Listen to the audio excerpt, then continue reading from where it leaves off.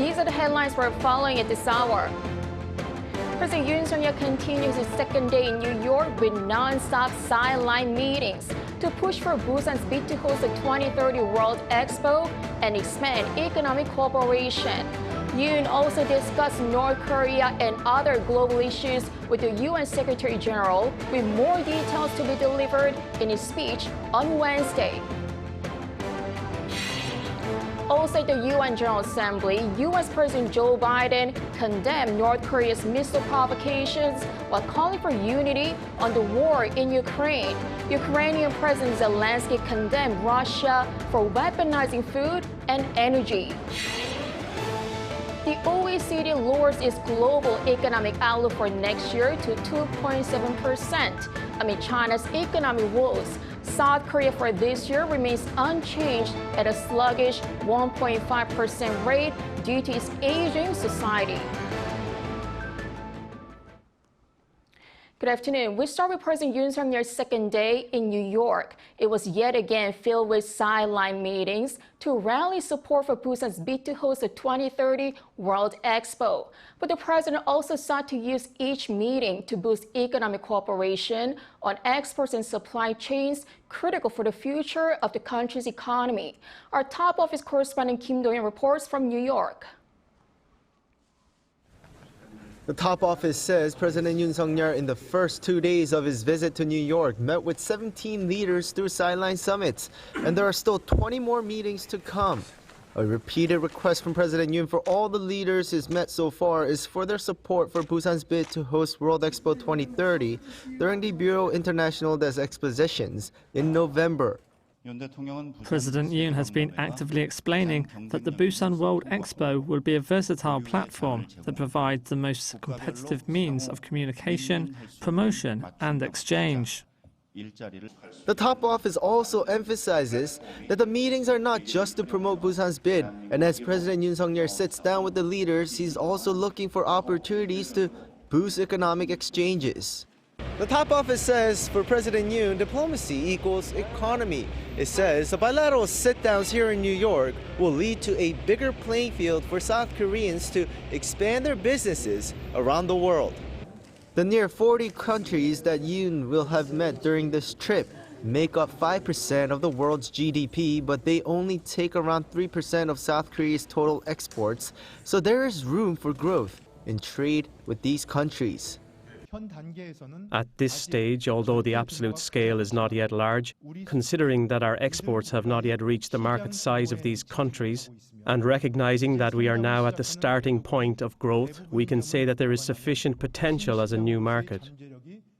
In addition, South Korea's trade with its top 10 partners makes up more than 70% of its total trade. This leaves the country vulnerable to supply chain disruptions. So by working with these 40 countries, around a fifth of UN members that South Korea can cooperate with through official development assistance, it can diversify its supply chains. The top office added that recently, with resources being a strategic asset, nations have started to nationalize their key resources. Establishing government-to-government relations with potential partners is important for South Korean companies to gain access to them as well. Kim Do-yeon, Arirang News, New York. In the meantime, President Yoon was recognized for his courage in renewing South Korea's ties with Japan and strengthening three-way cooperation with the U.S. for global peace and prosperity. The president is set to speak more about Seoul's role in tackling global challenges in his speech set for Wednesday. Our top office correspondent Oh Soo-young has more. President Yoon has been awarded for his leadership in mending relations with Japan and boosting trilateral cooperation with the United States. The John F. Kennedy Foundation on Tuesday named the South Korean leader and Japanese Prime Minister Fumio Kishida as special recipients of the International Profile in Courage Award for working to improve bilateral ties despite domestic opposition arising from historical issues. In particular, the foundation said President Yoon began working towards rapprochement with Japan shortly after his election in March last year, noting that the two leaders have since built a strong personal relationship, as well as engaging in an exchange of visits between Seoul and Tokyo not seen in 12 years. Such courage to choose a more hopeful future has led to a historic level of trilateral cooperation between the US and two of its most important democratic allies at their Camp David summit last month, according to the foundation, which will hold an award ceremony next month. President Yoon, writing on social media, said he was honored to receive the award and said trilateral ties will contribute to promoting freedom, peace and prosperity in the Indo-Pacific and beyond. Previous recipients of the Courage Award include Ukrainian President Volodymyr Zelensky last year, Presidents Barack Obama and George W. Bush, and former UN Secretary-General Kofi Annan. Ahead of his address to the General Assembly, Yoon held a one-on-one meeting with the UN Secretary-General Antonio Guterres, where the leaders reportedly discussed cooperation between the two sides to address North Korea's nuclear program and the war in Ukraine, among other global issues. Yoon's address on Wednesday local time will touch upon similar issues, laying out South Korea's plan to reduce global disparities in development, climate and technology. The President will explain how countries with financial resources and technological capabilities would play a responsible role in bridging the development gap by actively expanding official development assistance to improve the living environment of people in developing countries, provide infrastructure support, and close the climate gap.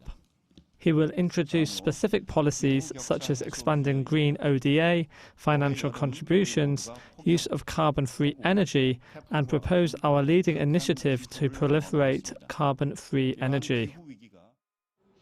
The President will pledge a leading role by his whole in forming global principles and mechanisms for digital governance, including on technologies like AI. He will further map out South Korea's role as a non-permanent member of the Security Council for a 2-year term beginning next year. The top office says President Yoon will continue his push for greater cooperation on common challenges facing the world, in line with the UN General Assembly's theme this year, Restoring Global Trust and Solidarity. Incheon Arirang News, New York. Also at the UN General Assembly, U.S. President Joe Biden condemned North Korea's missile provocations for violating UN Security Council resolutions while calling for unity on the war in Ukraine. Ukrainian President Zelensky condemned Russia for weaponizing food and energy. Choi Min-jung reports. U.S. President Joe Biden has condemned North Korea's missile provocations during his speech at the United Nations General Assembly. Addressing world leaders in New York on Tuesday local time, Biden called out North Korea for violating UNSC resolutions, but still left some room for diplomacy. We condemn the DPRK's continued violation of UN Security Council resolutions, but we are committed to diplomacy that will bring about the denuclearization of the Korean Peninsula. The president also said the world must remain united in defending Ukraine against Russia's aggression. No nation wants this war to end more than Ukraine, and we strongly support Ukraine in its efforts to bring about a diplomatic resolution that delivers just and lasting peace. Speaking at the UN General Assembly for the very first time since the war began, Ukrainian President Volodymyr Zelensky accused Russia of weaponizing everything from food and energy to abducted children in its fight against Ukraine. Zelensky also drew attention to tens of thousands of children reportedly kidnapped by Russia. But time goes by. What will happen with them? What will happen to them? Those children in Russia are taught to hate Ukraine, and all ties with their families are broken. And this is clearly a genocide. According to an expert, Zelensky's speech was intended to highlight that this matter should be of major concern to UN member states. Zelensky's point there is that civilians, that everyday people in Ukraine, people just going about their lives, are the ones who have been bearing the heaviest brunt of this war. Zelensky pointed out that more than 140 states and international organizations have supported Ukraine fully or in part. He also stressed that the war is not only about Ukraine, as the world needs solutions and measures that will stop all forms of weaponization used by Russia against Ukraine and potentially by other aggressors. Choi Min-jung, Arirang News. Russian President Vladimir Putin will meet with China's Xi Jinping for talks in Beijing in October. This will be Putin's first known trip abroad since the International Criminal Court issued an arrest warrant against him back in March of this year. Yoon reports.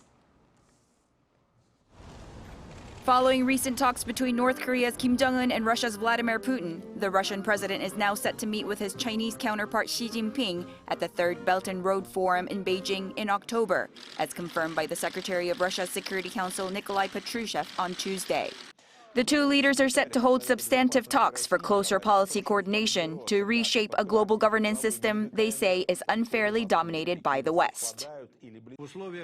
In the context of the campaign launched by the collective West to double contain Russia and China, the further deepening of Russian-Chinese coordination and interaction in the international arena is of particular importance. Even with the outbreak of the war in Ukraine, China has refrained from condemning Russia or calling the Kremlin's moves against its neighbor an invasion. China and Russia are currently working together on the formation of what Chinese Foreign Minister Wang Yi referred to as a multipolar world. Wang is currently in Moscow for security and foreign policy talks with Russian officials, and during a strategic security consultation, he said that both countries are committed to their own independent foreign policies.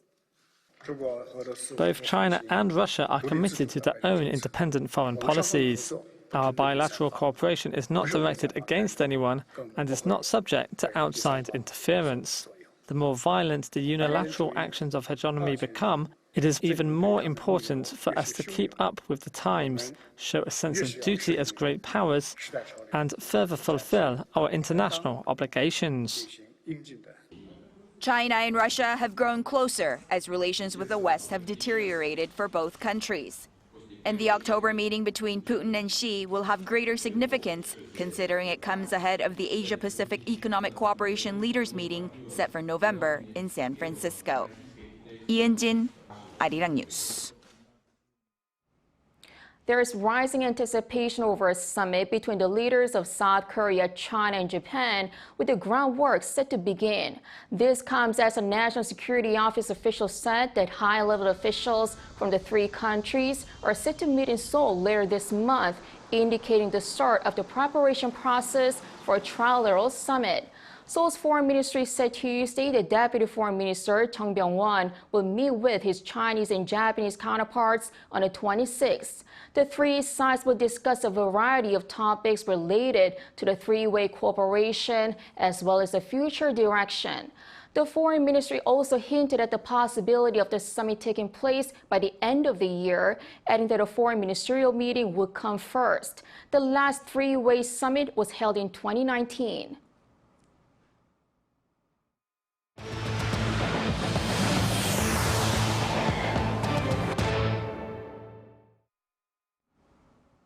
The OECD lowers its global economic outlook for next year to 2.7% amid China's economic woes. South Korea for this year remains unchanged at a sluggish 1.5% rate due to its aging society. Our An Sung-jin explains. With a drop in consumer sentiment and a weekend rebound effect from China, the OECD has lowered the global economic growth rate for 2024 from 2.9% in June's report to 2.7%. In the OECD's interim economic outlook report released on Tuesday, the economic outlook for this year has projected some optimism since June's report, as countries such as the US, Japan, and Brazil displayed stronger than expected growth throughout the first half of the year. The world economy is expected to grow by 3% in 2023 before dropping to 2.7% in 2024. This rate has been further revised from June's projection of 2.9%. The OECD forecasted that growth projection is expected to remain low under tighter monetary policies. This is largely attributed to persistent core inflation, a sharper than expected slowdown in China, and increased volatility in the raw materials market, all of which pose a downward risk. World economies have been adjusting to the dropping growth rate as monetary policies become stricter with increased interest rates for new corporate and mortgage loans and rising debt. The OECD presented 3 suggestions for governments, including restrictive monetary policies for moderating inflationary pressures, fiscal policies that match spending pressures, and lowering trade restrictions. Meanwhile, South Korea has maintained its growth rate from June's report. The country's growth rate is projected as 1.5% in 2023 and 2.1% in 2024. The OECD mentioned that additional spending on the aging population also adds fiscal pressure on governments. As an aging country itself, South Korea will also need to build structural policy measures to ensure growth prospects. An Sung-jin, Arirang News.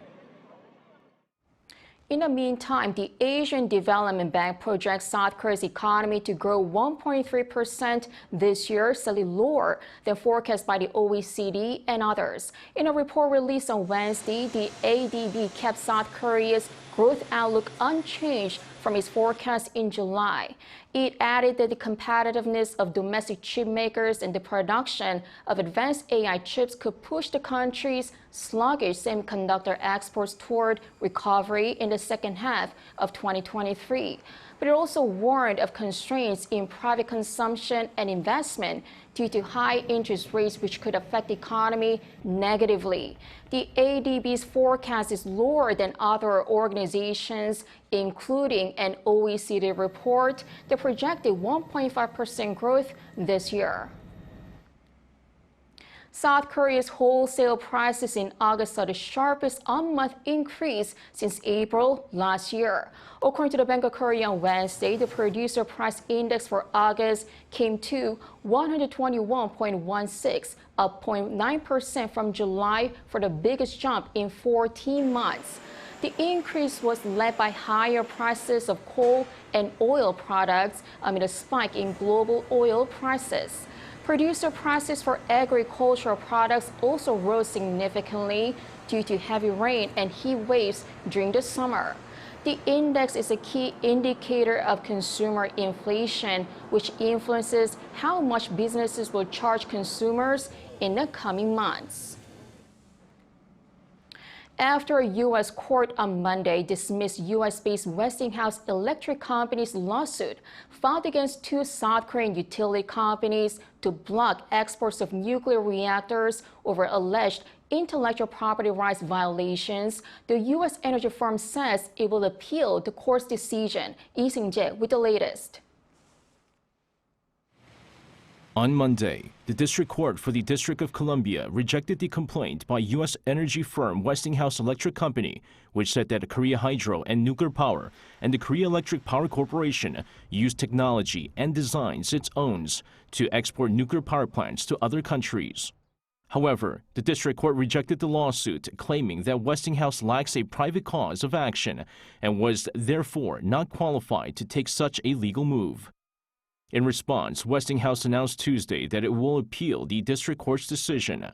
In a statement to Seoul-based Yonhap News Agency, David Durham, the president of Energy Systems at Westinghouse, said the decision handed down by the U.S. District Court merely holds that export control enforcement resides with the U.S. government, adding that the company plans to appeal the decision. Westinghouse also claims that the use of Westinghouse intellectual property outside of South Korea is the principal dispute between the parties, adding that the latest court decision has no bearing on the ongoing arbitration proceedings against the two South Korean companies involving their non-allowed transfer of Westinghouse's intellectual property outside Korea. The South Korean companies have argued that the Atomic Energy Act does not cover private enforcement and delegates to the Attorney General the exclusive authority to enforce relevant provisions, citing Part 810 of the Act.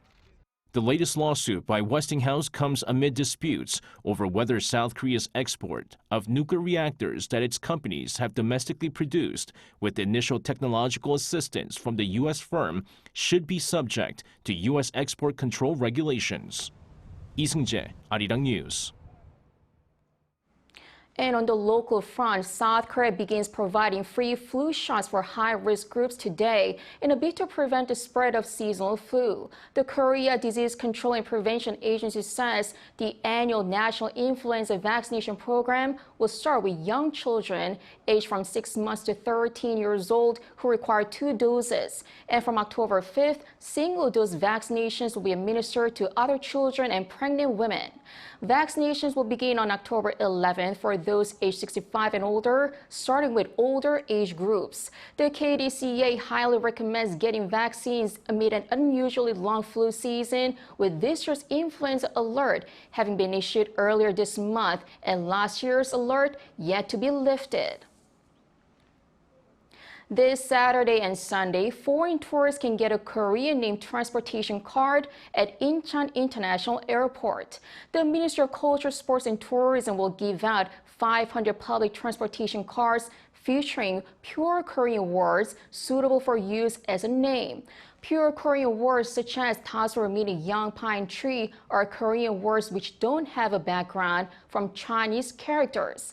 The event is to mark 2023 to 2024 Visit Korea Year and to promote Korean Language Week, which runs from October 4th to 10th. Any foreign visitors can get this transportation card for free by completing a survey at a kiosk located in the Incheon Airport Tourist Center.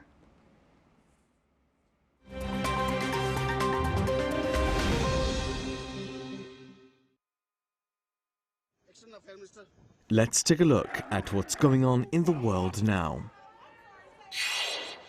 India expelled a top Canadian diplomat on Tuesday amid rising tensions over claims that India was involved in the killing of a Canadian Sikh separatist leader.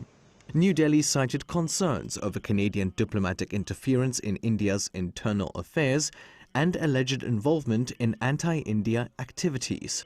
This follows Canada's expulsion of an Indian diplomat whom it described as the head of Indian intelligence. Canada has claimed that there are credible allegations possibly linking the Indian government to the murder of Hardeep Singh Nijjar. The 45-year-old Sikh leader had been campaigning for a separate homeland in India for the Sikh community. He was shot and killed by two masked gunmen near a Sikh cultural center in Vancouver in June. India has called the murder accusation absurd. In Libya, protests in the flood-ravaged city of Derna have led the city council to be dismissed. Hundreds of protesters on Monday demanded the removal of those in power, and a crowd burned down the local mayor's house. The protesters also demanded an independent investigation into the disaster and for Derna to be rebuilt under international supervision. The city was devastated by flooding last week after two dams burst near the city. Around 4,000 people were killed and nearly 10,000 are missing. The floods have also caused outbreaks of waterborne diseases and even displaced landmines. Meanwhile, phone and internet connections have been cut and journalists have been ordered to leave the city amid a media crackdown. In Japan, passengers aboard the Nozomi Shinkansen bullet train between Tokyo and Nagoya were treated to a brawl featuring pro wrestlers. Touted by event organizers as a world first inside of a bullet train, the wrestling match on Monday took place in a rented carriage. All 75 tickets sold out within 30 minutes. Multiple fighters appeared in the wrestling aisle, but it was ultimately 55-year-old Minoru Suzuki who won after a 30-minute match. And finally, US pop star Katy Perry has sold the rights to her music catalog for a reported $225 million. The sale was made to Litmus Music, which confirmed the deal on Monday.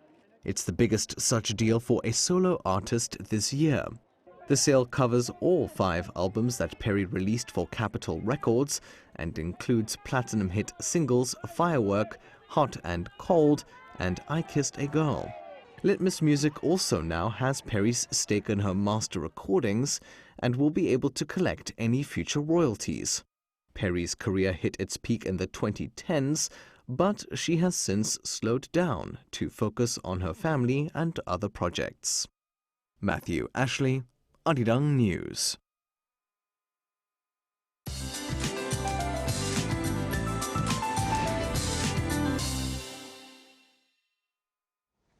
Good afternoon. It's a rainy Wednesday. Light rain that started in central parts of the country has spread nationwide, and rain will pick up as the day goes on today. Coastal regions could see 30 to 50 millimeters an hour of rain pouring down. Busan could see more than 150 millimeters of rainfall. The rest of South could see up to 120 millimeters. Rain drags down the afternoon temperature to below norms, hovering in the low 20s in most of Korea. While we are experiencing major up and down temperatures these days.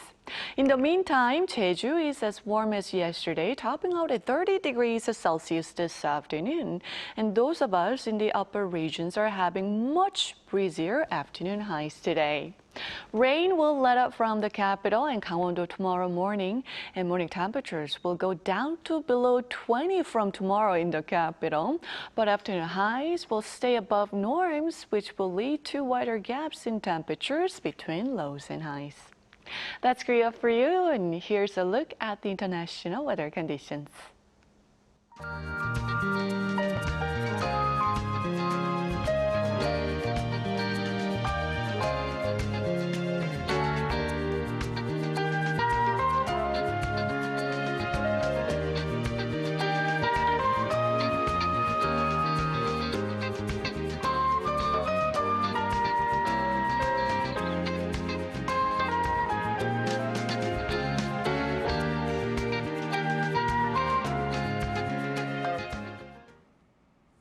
Guide dogs are special partners for visually impaired people, and South Korea's Samsung Group has been at the forefront in nurturing these guide dogs.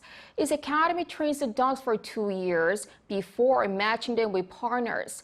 The guide dogs usually retire after 8 years due to aging and decreased cognitive ability.